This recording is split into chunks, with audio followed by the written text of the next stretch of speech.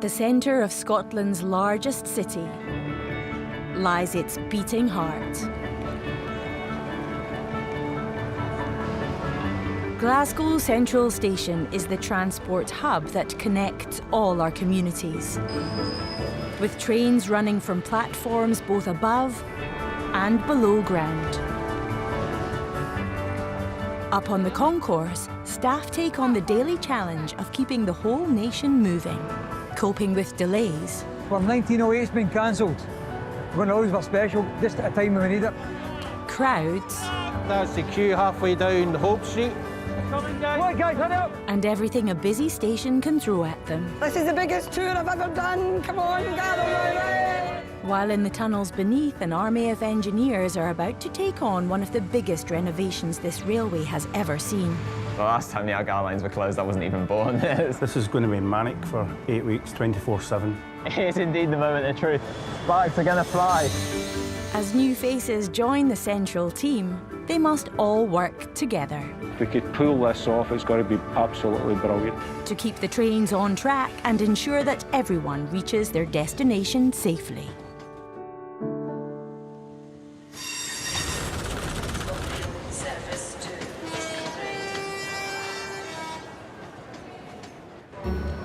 It's the beginning of a new week at Central Station, and the sun is beaming. Nice sunny day in Glasgow. Taps Aft Brigade. Can't beat it. 65,000 people travel through the station every day, catching trains around the country. But today, station manager Drew will be overseeing the arrival of one very important passenger.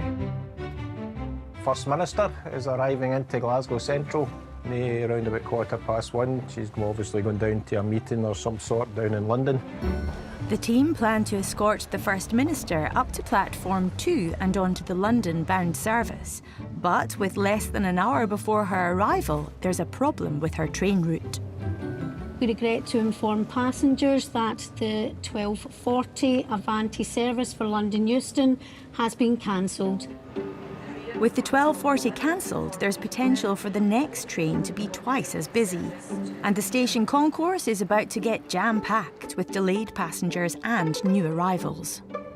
They've basically put out a queuing system. But Central staff are quick to control the queues and keep tabs on the situation. We are the eyes and the ears, and we have obviously CCTV as well. I can go to that platform or go to that piece of track and get kind of eyes on the situation as it's unfolding. I have to say that I think we have a great view from where we are. With potential disgruntled passengers and a VIP arriving shortly, the British Transport Police are also keeping an eye on the ground. Today, PC Julie, who's been working at Central Station for the past year, is on shift. As BTP officers, you just need to make sure that your eyes on the ball, you're just constantly looking around and forewarn yourself of a situation that could possibly arise. Ow, so let's walk, patrol. Yeah, we usually walk out and round the entrances, so just obviously patrolling constantly. Each shift, officers can walk up to 15 miles. There's a lot of people that can be waiting outside. Sunny weather brings out everyone as well. With the police on high alert, the station team get ready for the arrival of the First Minister. And Drew is covering the Hope Street entrance. You all right there? But as he assists another passenger, his VIP in the red jacket arrives. There you go. You married? How you doing, all right? While Drew finally turns his attention to the First Minister, over 200 delayed passengers are queuing to board her train already. So Nicola Sturgeon and her team opt to wait in the customer lounge. We were well used to it during COP26 when we had many visitors arriving at Glasgow Central, VIPs. You want us to board it? I don't think she wants to feel as if she's jumping the queue, sort of thing. Meanwhile, station staff can finally begin to board the train. Oh, that's quite handy. We're getting the passengers on first, so we'll not wait too much longer. I'm pretty sure she'll have the carriage at the front reserved anyway, so it's a kind of smaller carriage. VIPs, they usually go in there, so sure it'll all be fine. It's a lovely day for it, beautiful weather. But there's a problem. Join the queue system. Join the queue system, everybody.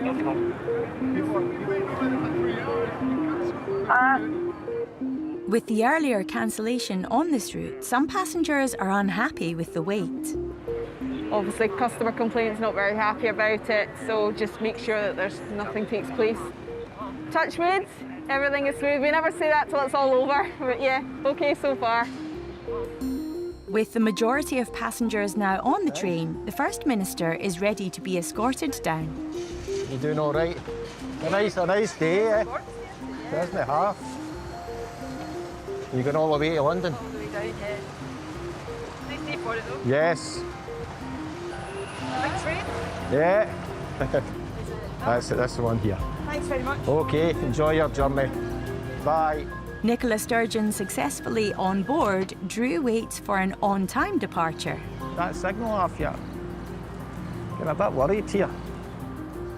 This is a moment that you hope that the train departs on time. That's it.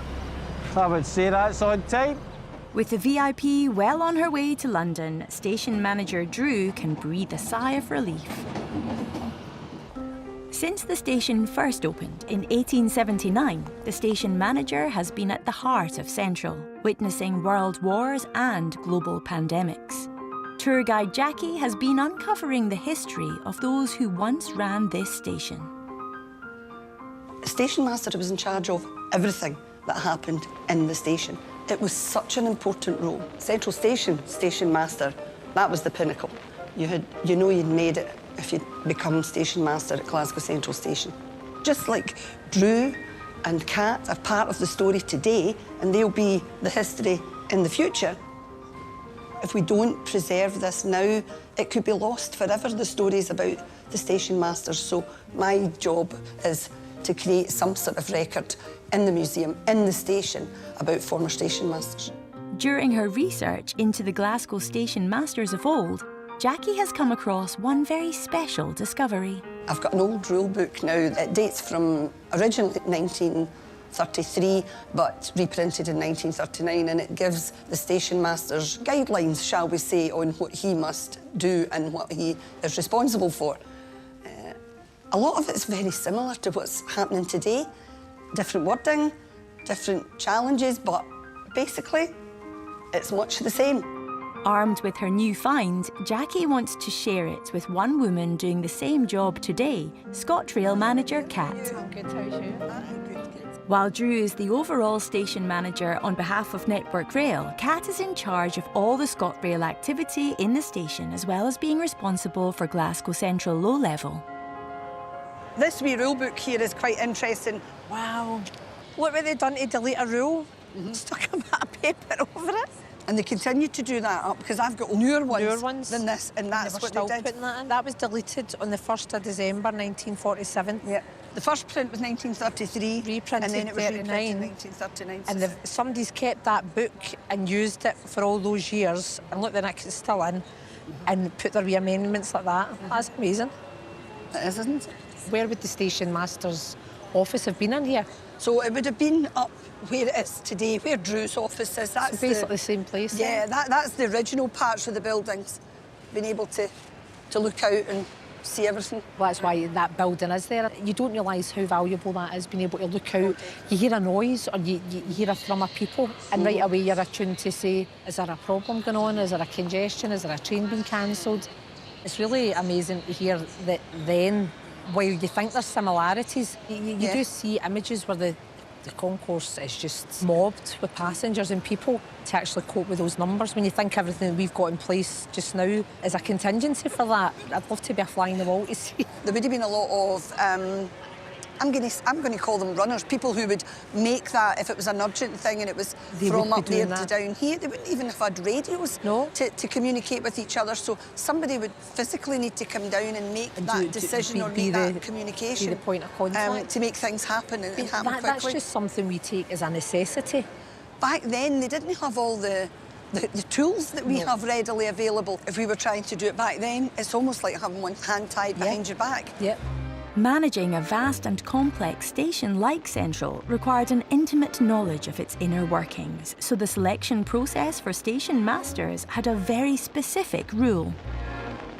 If you look at the rule book, I was quite surprised that one of the things is that they supervise the signallers, so that person would have had to have been through the ranks. Many of the station masters that I'm discovering started as porters. Right there. They then move up the ranks. You were never a young man and a station master because you needed to gain that experience throughout the time. It's really interesting you saying that about coming through the ranks, because I guess that's what, when you have stations this size and having somebody that's got all that wealth of knowledge so that they can react and know how to manage it. Quite often they had other jobs as well. Sometimes they had other jobs. Maybe they were involved in politics, but they were very much people of high standing in society. But there's one station master in particular who has really caught Jackie's eye. Thomas Allison, he was here between 1902 and 1919. He would have seen the station go through the First World War. Huge amounts. Platform 1 was used for the offboarding of all the wounded soldiers, also the deceased. Bringing them home from the war. Bringing them home for the war. Because initially in World War I, repatriation of the soldiers, so they would have come into Central Station and then taken down underneath to the temporary mortuary. So he's had to oversee all of that. Do you know, I mean, when you think of what we've dealt with during COVID and how the station reacts to certain things that are going on externally and what we've had to shape to, I've never thought of that before, even just the very fact that it acted as a mortuary. You know, you would never in your lifetime think that that was going to be part of your job role, to oversee bringing people back and then trying to reunite them, either whether they were living injured or had passed away with their family members. You know, it's still a working train station for all these years. And there's so much that probably hasn't changed. The day-to-day things happen every day. The trains will always run. You know, we want to get people moving, but there's so much happens out with that. Just, I think, because of the size of the station and where it's situated, whether it is events externally or wars, pandemics, or just what's happening in people's lives that we need to assist with, every day is different. And job roles at the station aren't the only thing that's evolving. 1 mile directly west of Glasgow Central lies Exhibition Centre. As part of the £32 million project on the Argyll Line, the station is currently closed as work on the track has started. This was done a couple of years ago, 4 years ago. That was before I was 5 years ago. Yeah. Overseeing the work is Supervisor Willie and Engineer Tom. From the middle of March to the beginning of May, the Argyll lines are going to be closed, and that's to allow us to undertake essential engineering works. So that is the structures, some of the station works, and for me, that's our slab track works as well. Large slabs of concrete form the track bed, helping to support passing trains. This needs to be maintained and replaced at least every 40 years. It's been patched in a few places and it's had resin in it, but it's still continuing to deteriorate and the outer rail is pushing away. Since the track was first installed in the late 70s, the weight of trains has put pressure on the concrete, causing cracks. Without repairs, further damage could cause the track to become unstable and, worse, a train to derail. Over today and tomorrow, we're going to be breaking out the 3 sections of slab track, one up there, one where I'm standing on, and one just over there. We've got the delivery of concrete all going well at 9 o'clock on Thursday morning, so that is our key deadline to meet. Today, the team must start to break out the old track to stay on schedule. The track replacement has been planned around the other works happening in the line closure. With just 3 days to remove 15 tonnes of concrete across 3 separate sections, the team have their work cut out. We're just removing the clips which hold the rail to the base plates, and that means we can lift the rail. Clips removed, the rail is now loose from the track. Every metre of rail can weigh up to 60 kilos, so the team use a jack to help lift them up. That's you. Rails out the way, it's time to get the power tools. When we start breaking out the slab, it will break out in chunks. By making a nice clean cut, that's where the breaking will stop. and as the chunks of concrete come away, then it won't break out any good material. But it's not long before the team hit a problem. The amount of water's coming through is not sufficient to keep the dull cold or keep it working, to keep the dust and stour away. The saw is connected to a tube which feeds through water, helping to reduce dust and cool the blade as it cuts into the concrete. Without water, it will become too dusty and the blade could overheat.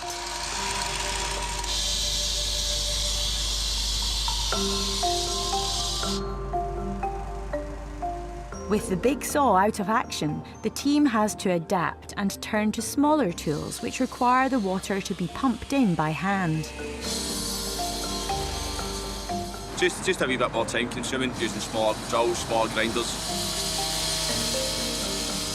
Just a wee bit more manual labour on the men.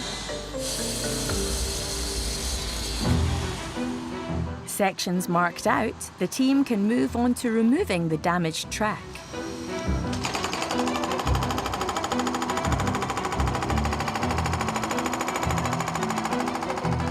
As we start breaking out the slab, it could go one of two ways. We could find out the concrete in places is really easy to break away, and it will mean we can progress quite quickly. Or otherwise, we might find that it's quite hard in some places, which means it's going to take longer to do the breaking out. A large hydraulic breaker applies high amounts of pressure, forcing its way through the concrete. Replacing these sections will strengthen the whole track, ensuring passenger safety. And despite the earlier setback, the team are on schedule. We've done about 1 metre in 20 minutes, so we're on good time. But their job is far from over.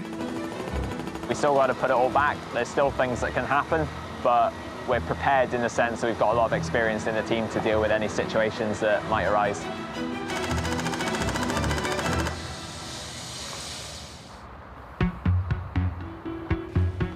Back at Central, helping keep a watchful eye over the station are 267 cameras. But a major fault has appeared in the system, so telecoms engineer Claire has been called out to try and resolve the issue. One of the recorders that records up to about 40 cameras keeps dropping out periodically over the weekend and part of last week, so it really has to be looked at.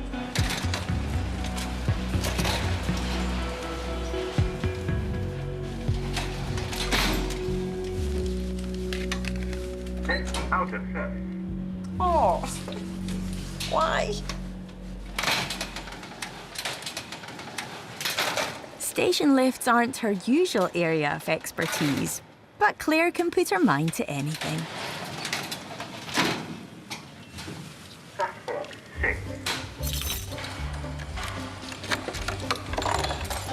So this is where all the CCTV equipment is housed. The CCTV recordings are vital to police. With 10 incidents a day, any number could require footage in court. There's 6 recorders and the storage for it. Each recorder has numerous amount of cameras coming off that recorder. We have a PC that controls the cameras and you can actually interrogate it and see what the fault is. If I do a quick reboot of this, the system will potentially could be offline for like 20 minutes. That'll clear the fault. I'm hoping. If not, then further investigation. Claire gets to work, as even a short amount of time offline could be detrimental. While the system reboots, Claire's made aware of another issue. There's a pan, zoom, tilt camera. They can control the zoom and they can't control the tilt on it. They cover all angles off the station, running 24 hours a day, 7 days a week. Thank you. Claire needs to determine what's causing the glitch as quickly as possible. The camera's over there, on top of that pole. Fault could be here, it could be up at the camera, and it could be something to do with the control box, it could be the cabling. It's just a process of elimination to find out what your fault is. 2, 3, 4, 5, 7, 8. It's not marked, eh? It's a nuisance. While the fault could be down to a blown fuse, Claire must leave no stone unturned as she checks the rest of the system. There's a cable runs from there over to here. There's a control box at the top of this pole for the camera at the very, very top. We've managed to test it up until here and it seems to be okay. So it's either the camera or it's the control board up there. So the next step would be to arrange a night shift because we would need a cherry picker in order to get up to the control box, which is at the top of this pole. And it's not feasible to do it during the day because of the passengers and our safety also. Problem identified, Claire has done all she can until the night shift can take a closer look. Back in the basement, there's one final check of the day. Now it's all been rebooted, I have to check to make sure that the cameras that come off that recorder 5 are now working by asking it to play the last 5 minutes. And we've got a wee spider crawling up our lens of our camera here. Claire has fixed the problem, and with the cameras recording again, it's another job well done. Underneath the hustle and bustle of the concourse lies the Victorian Platform. A star attraction on the Central Station tours already, there are plans to transform this derelict area back to its former glory. But with the abandoned platform having been a dumping ground for almost 60 years, before renovations can begin, the whole area must be cleared of debris. The amount of rubbish that's down in the Victorian Platform that's collected over the years, it's not just a small amount, it is a huge amount, so they're going to require machinery to lift quite a lot of it, and quite a lot of it is heavy pieces of metal, heavy pieces of wood. It's not something that you can just go down and pop into a bin bag and carry out. It's going to take a lot of work. To remove the colossal amount of material, the team are taking advantage of the low-level closure. But with only 3 weeks until passengers return to the line, the team are having to work fast. In charge of the quick turnaround are project manager Charlie and site supervisor Phil. It's just a couple of loads of rubbish and all that in there. If we can just get that out, that would tidy that up. It was a bit daunting when we first came in on Monday, thinking we're never going to get this done, but we've worked hard through it the last couple of days, so really up against it. We're working our way from the live track right up round here and down the other side, and we intend to have all our materials down at the track side on the live line ready for removal. This is a massive project they're doing down here. Behind schedule, but we were late in getting that access in. The team must go through the rubbish by hand, separating the wood from the metal. You got the same found an old tenant scan. You find all sorts. It's interesting, but I have found stuff in here in the past, but it's just rubbish that's here now, pretty much. They pour loose rubble into big plastic containers known as IBCs. So it's a cubic metre they hold, so anything from half a tonne to 2 1/4 tonne in them. With the platform deep underground and the Argyll Line closed, the team plan to remove the material by rail using special vehicles known as RRVs. This road rail vehicle has a special built-in wheel system, enabling it to mount the track and drive on roads. And the team have already managed to clear 20 tonnes of rubbish, which the vehicle can now start to remove. The conditions are trying, you know. Working in the darkness, the tunnels are very dusty and stirry, and fumes and that from machines and all that as well.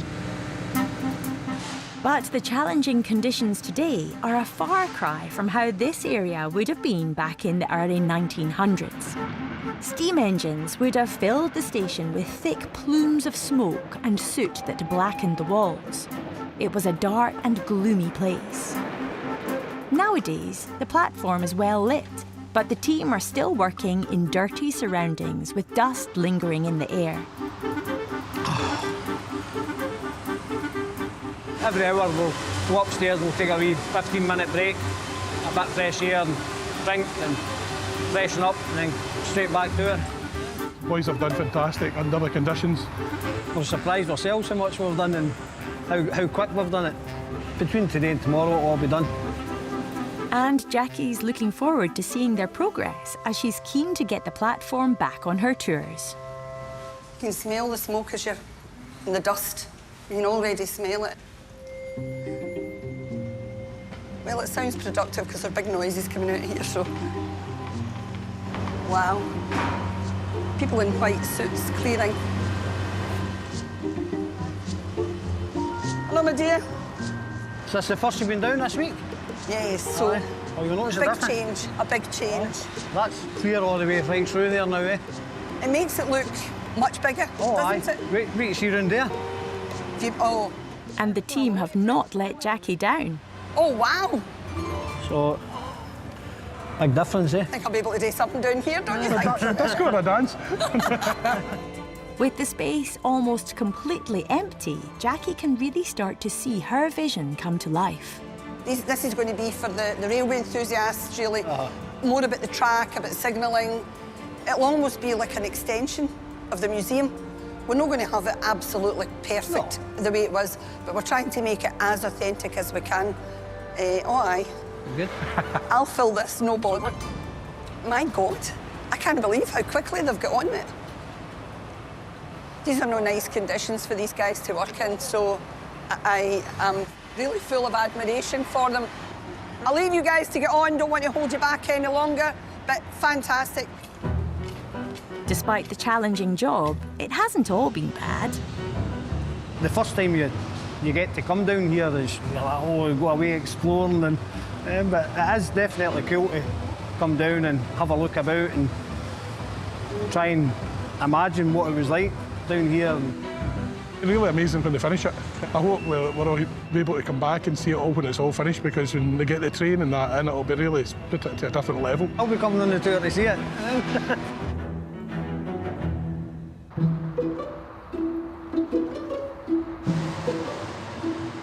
With over 1,000 train movements on a normal day, any number of passengers may require assistance, and Glasgow Central's team is always on hand to help. Right in the middle of the concourse lies the mobility point, and on shift today is customer service assistant Emma. Yeah, it looks like a busy day. I've got a few people coming off the 1303, 1335, 1336, so yeah, there's definitely quite a few today. And her first passenger of the day has arrived, routine traveller Terry. So I'm one of the 4% of blind people who don't see anything, and so I can't really, follow any particular signs or anything. I just end up going by what I feel with my cane and hear, and that doesn't always necessarily point me to the right train. Are you? So I'm just using the time to of course. message a couple of friends. Available for you? After being at a board meeting and out for lunch, Terry is on his way home. I'm just going to leave you for a wee minute. I'm going to grab the gate line staff to open the gate for us, all right? Yeah, sure. Just a wee sec. Sorry, mate. Can you let us through that gate there? Sorry. Thanks. There we are. Available. Just to your right. I'll go ahead. Cheers. Let me go through it, I think. That's us. Just a wee bit to the left. Sorry. That's us. Aye. Just there's a train just came in, so there are a few people coming off it. Yeah, fair enough. It happens. Easy, isn't it? Sorry, guys. Sorry, thanks. All right, we're just coming up to the end of the train. Just a wee second. I'll just grab the doors for you. Just shimmy to your left ever so slightly. Can you feel the gap? Yep. Right, yeah. Yeah, plenty of space into your right. I'll just lift the wee seat handle up for you. All right. Well, that's nice to meet you, Terry. I don't know if I'll be on when you're back through, but enjoy your walking. Will do. All right. Cheers. See you later. Bye-bye. Bye. She does her job. She did it well. Yeah. So that's the first time I've met that person. So it was nice to sort of put a wee name to the face. And he says he's travelling back through. So it'd be nice if I see him again, since I kind of had a wee bit of rapport with him. It'd be nice. Got to go and pack. We're off on a long weekend. this weekend walking in the North York Moors, and yeah, so a few bits and pieces to pick up en route and then home and get on with the packing.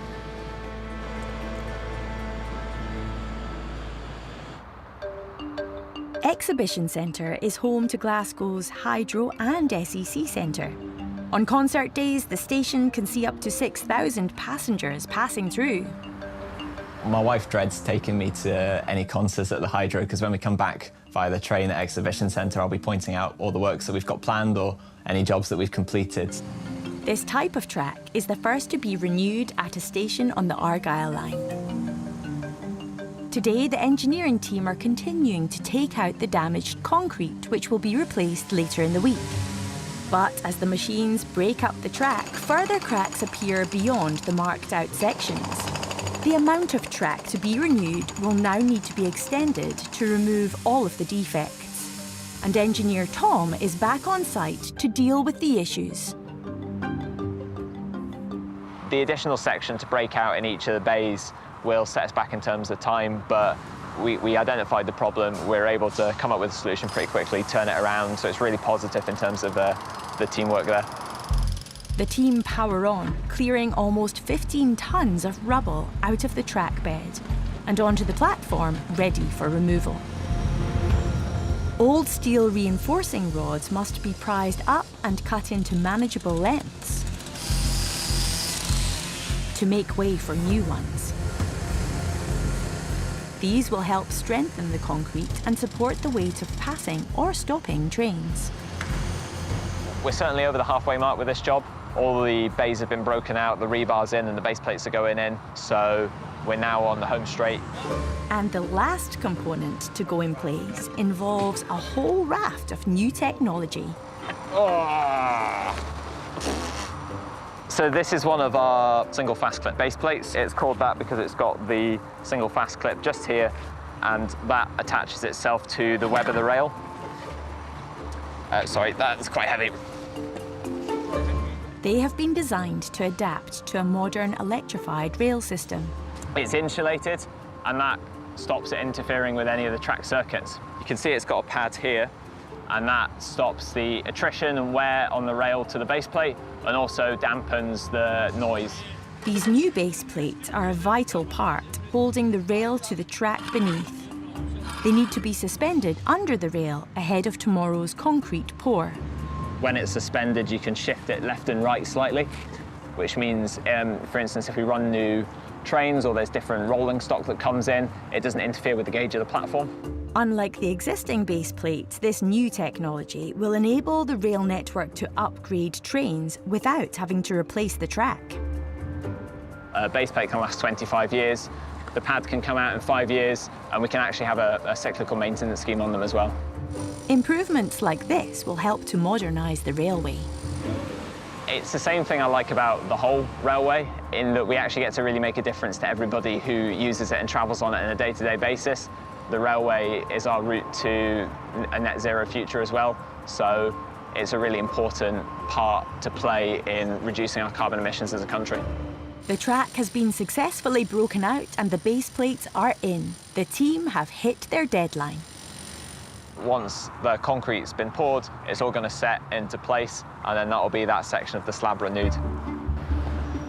And the work over at Exhibition Centre isn't the only new installation. Back in the station, over by Platform 1, the maintenance team are busy putting up a war memorial. So that was C. Well, at least I think it was C. Overseeing the operation is Station Support Assistant Catherine.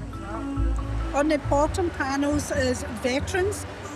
To either side, above will be the VC recipients, and above that again it's the Crimean War VC recipients. And so yes, they're really, really good. The team must follow an intricate map to get each plaque mounted in the right spot. With the unveiling ceremony just a few days away, they can't afford any slip-ups. They're doing a great job as we speak. I don't know where we'd be without them. Involved in the project is ex-paratrooper Terry from the Armed Forces charity SAFA. I've been in uniform since I was 13 years of age. My father was a Cameroonian in the Second World War, and my son He ended up a sergeant in 2 para, which was my battalion as well. And my son's wife, she's still a serving soldier as well. For want of a better word, it's in the blood. There are 96 plaques in total. Each one has been engraved, commemorating an individual who served in the forces. Drew, our station manager, is quite passionate about recognising the service that these men they gave to their country, and sometimes not just service but their lives. But there's a problem. One of the engravings is off-centre. He's not right, Scott. Catherine wants to make sure it's perfect. That'll be 995. And he's an ex-veteran as well, Bill. The man that made them. He was an Argyll Southern Highlander. The machine, for want of a better word, is not done its job properly. So he can't sack the machine, and we can't sack him. So we just need to get the job done right. A whole new plaque will need to be engraved to replace the flawed one. In the middle. But another problem has cropped up. Further over. From there to there is 12. That one's split as well. Aye. It is slightly off. It's obviously been, when he's been doing it, it's obviously split at some point. The plaques have been mounted slightly out of line, but millimetre accuracy is essential, so the team will now need to straighten them all up. Being a Glaswegian, and this is happening in an iconic station, Glasgow Central Station, their name is up here, basically forevermore, as long as we all live. And I know for a fact there's quite a lot of folk travelling up from England and all over to come and look at their granddad's plaque. Great-grandsons come to see their granddads, their great-granddads' plaques as well. It's going to look spectacular when it's done, so can't wait to see it finished. There'll be lots of folk stopping, either leaving the station or coming through here to take pictures of that. And I'll be one of them. And plans for the unveiling ceremony are taking place. Station manager Drew would normally be in charge of running such events. So, what now? Big favour I ask. What am I getting? Don't look worried now, it's all right. The unveiling of the memorial wall. I will be going to watch my son at the World Junior Weightlifting competition in Crete. So I was looking to see if you could step into my shoes on that day. I'll do it for the bits. That's good. Definitely. Good to hear, and thank you. Well, it's going to cost you. Well, that's what I was worried about. With the engraving and alignment issues now fixed, the maintenance team continue to mount the remainder of the plaques in preparation for the big day. Central is right in the heart of Glasgow's city centre. It's a place for people to board trains, meet loved ones and travel through. It isn't just railway staff pulling together to help run this busy station. We're working with the British Transport Police and Police Scotland. First and foremost, to make Glasgow Central a keep-safe location. The British Transport Police work across the railway, responding to calls throughout the network. Today, PCs Willie and Tamsin are in the patrol car. And it's not long before they get a call for backup.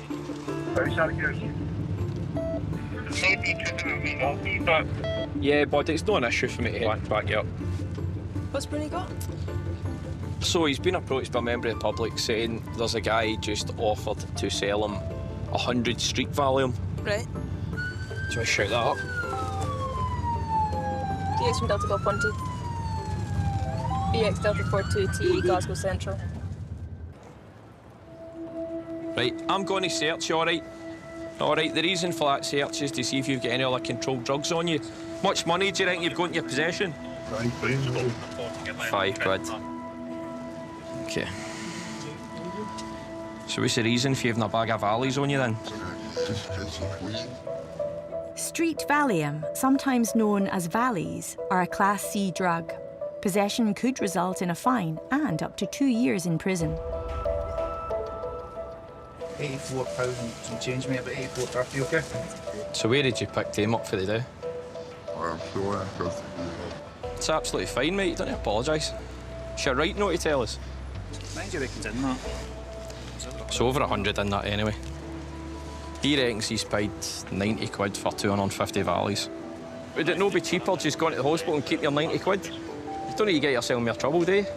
We'll get this sorted and hopefully you'll be on your way, all right? But bear in mind, if you're found in similar circumstances and with a controlled drug in the city streets, you'll end up going to jail. Do you understand that? Aye.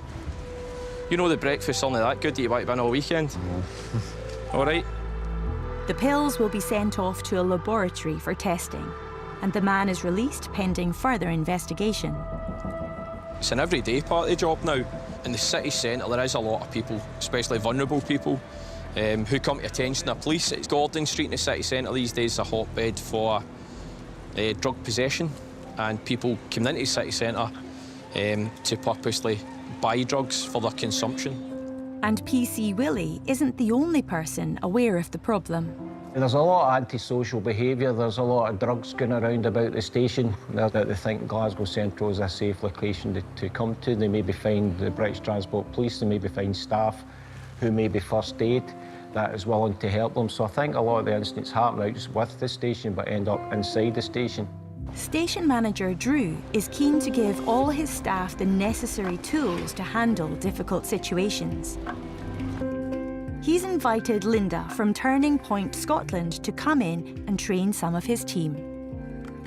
Thanks for allowing us to come along and give you a wee kind of demonstration and some training on naloxone. I not realised that Scotland had the highest drug deaths within Europe, not just United Kingdom, within Europe, and that to me is a shocking statistic. So naloxone is a prescribed drug that was developed in response for people that have opioid overdoses.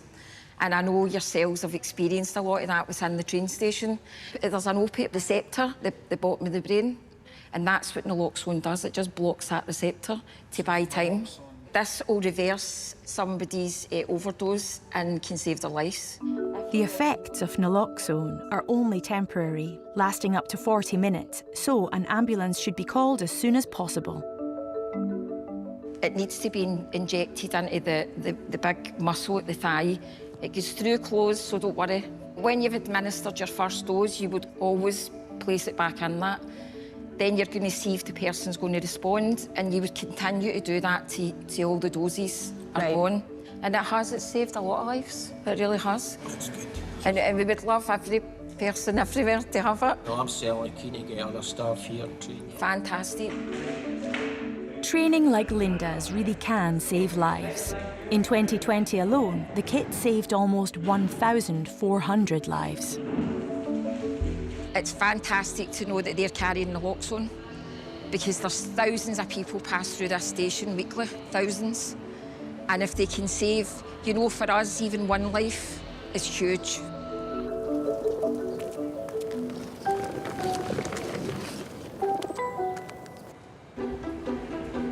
For the past 6 days, the team have been underground, clearing the Victorian Platform. And today is the big day. Jackie is heading down to check on progress in the hope that she can reopen it for her popular station tours. I don't know what I'm going down to. It'll be an interesting surprise. Hopefully a good one.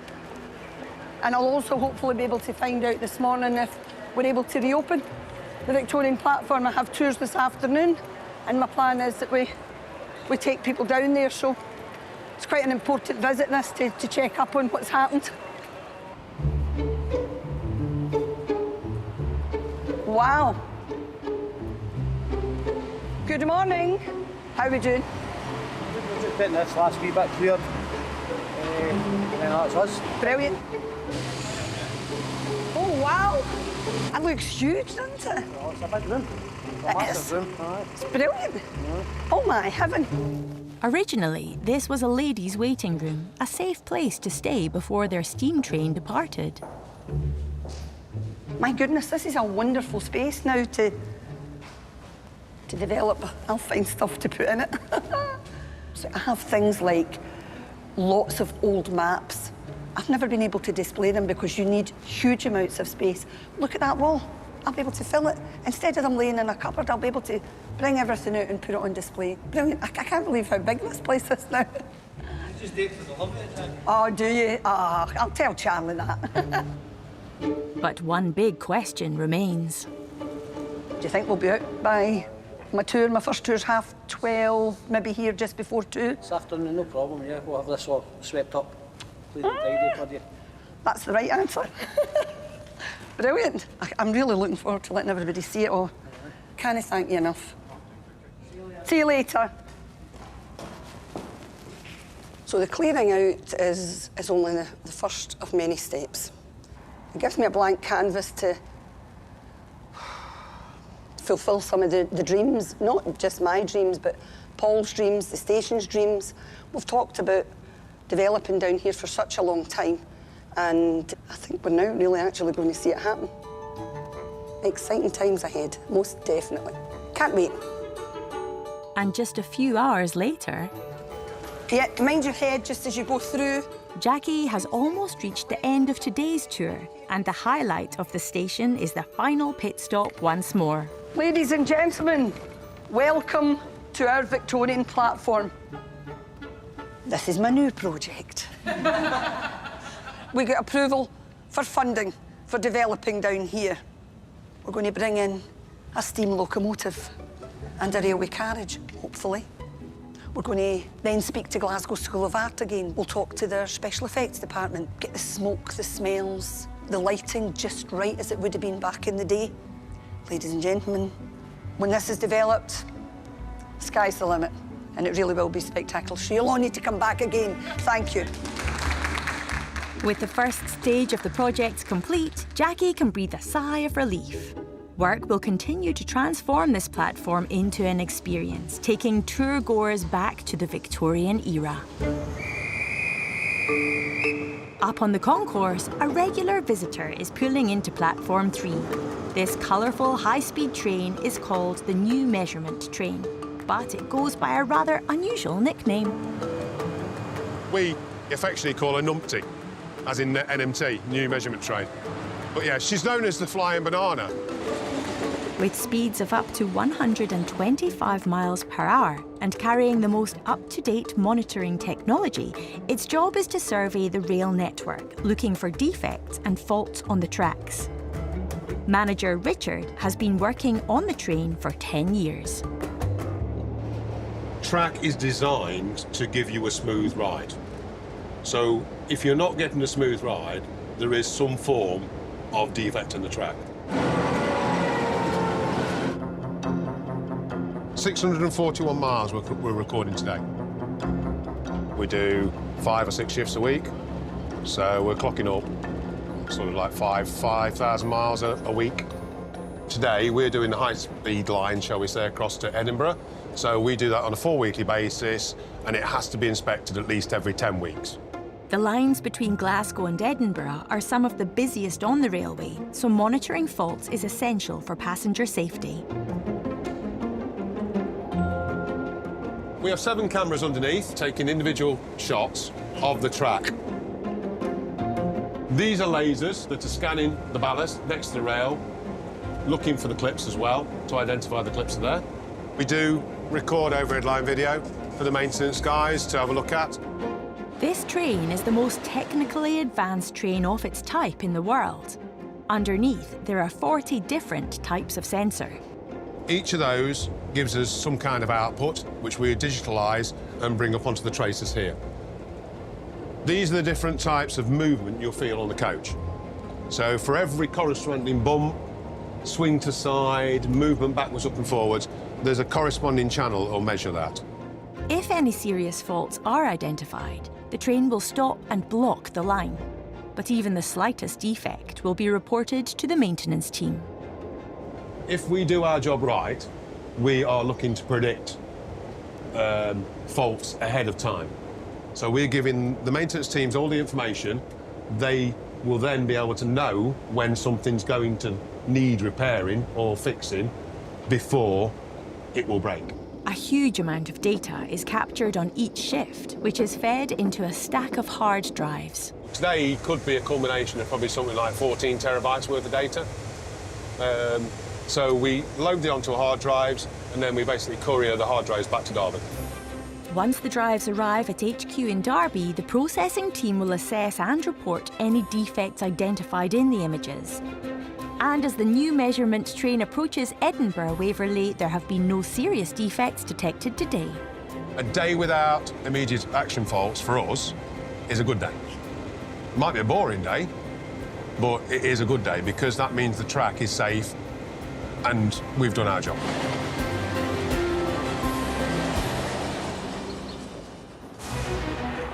Over at Exhibition Centre, the big day has finally arrived.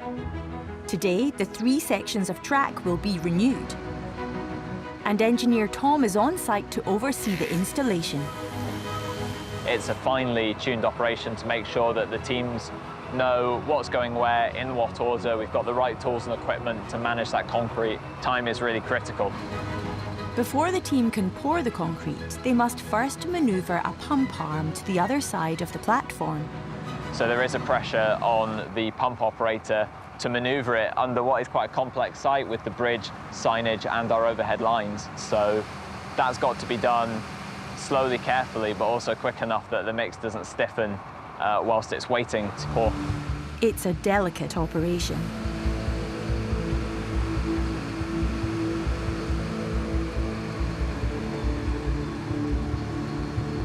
And one that could be costly. If we came into contact with the overhead lines, we'd have to stand down the site and call in our overhead line maintenance teams to come and repair it for us. It's not planned or part of our programme, so it's something we really want to avoid. Working under pressure, the remote operator continues to guide the pump arm into position. There you go. Well, we've navigated the overhead line equipment and the bridge as well that's around the area, so hats off to the team manoeuvring the pump. The concrete can now be fed through 24 metres of pump into the first section. I love the smell of concrete in the morning. The team fill this section with just over 5 tonnes of concrete, renewing the track. But Tom needs to make an important check to see if the mix has achieved strength. Taking concrete cubes is part of our inspection test plan, which gives us the assurance that what we've installed is suitable for running trains over. The way we do that with our concrete cubes is by crushing them, and those crush tests are done at certain time intervals. Samples of concrete have been taken from the mixer and will be sent off to an independent tester. So I'll go back to my yard tonight, they will be cured overnight. We've got 8 cube molds down there, and they'll each be crushed at 7, 228s and a 56, and that's days after today. To check how the concrete hardens and strengthens over time, the cubes will be crushed at 3 different time intervals. The crush test will confirm the track can hold the weight of trains and is going to be fit for the next 40 years. And Tom's no stranger to the complexities of concrete. This was my life for about 8 solid months, and then now I've forgotten it all. It's been my life for about 16 years. The team can carry on, renewing the other 2 pieces of track. And for each section, the pump arm must be repositioned, navigating the obstacles within the station. Everybody walking around the exhibition centre blissfully unaware. With the concrete poured, the team level it off. Despite the setbacks earlier on in the week, the track work is almost complete. Pouring the concrete is a big milestone for the project. It is the point at which we know that everything's in place, and once it starts going, we can all breathe a sigh of relief and know that it's done. How are you marrying in that? And the finishing touches are applied. As the concrete hardens, the team smooths the surface, preventing any rainwater from sitting on top and potentially degrading the track over time. It's really great to see this section of the slab track being refurbished.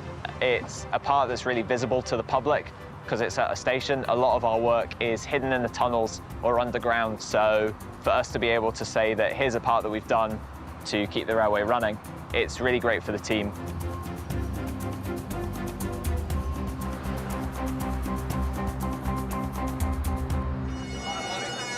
Back at Central, the unveiling ceremony for the War Memorial is about to begin. Veterans and their families have travelled from all over the country. Running the event are station team Catherine and Alan with the help of ex-paratrooper Terry. And Alan kicks off proceedings. Good morning, ladies and gentlemen, and welcome to the unveiling of the Veterans Plaques Wall. A lot of hard work and dedication has been done for this by Terry McCourt, Safa, and everyone who bought a plaque. I'd just like to thank you all again. Each plaque has been sponsored, raising money for charity. What we managed to do with all your funds that paid or sponsored a plaque, there's quite a lot of these. The homeless charity for the railway got £2,265 and so did Glasgow branch Safa. So thanks once again. And stories behind those remembered are told. His bravery allowed 2 other men who followed him to put this gun out of action. This gallant non-commissioned officer's valour, devotion to duty and utter disregard for his personal safety was an inspiring example to all. Thank you very much.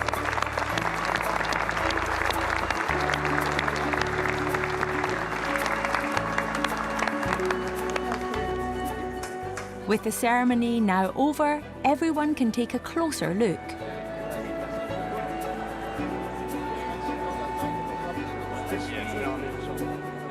And the day has been a success. The wall looks magic and I'm really pleased that it makes a lot of people happy. It's been an excellent day. Service went really well, Alan. Nervous? I know. Oh, we So was I. I talk all the time in front of people and I was nervous. No, it's a I'm big nervous. responsibility. That was good. A stunning walk. I hope it stays like that for a long, long time. Oh, aye. Next time on Inside Central Station. There's a huge amount of work to get done just in these next few days. It's massively important that we get everything right. You know what I miss about trains? You can't put your head out the window. This would be the pinnacle. It definitely would.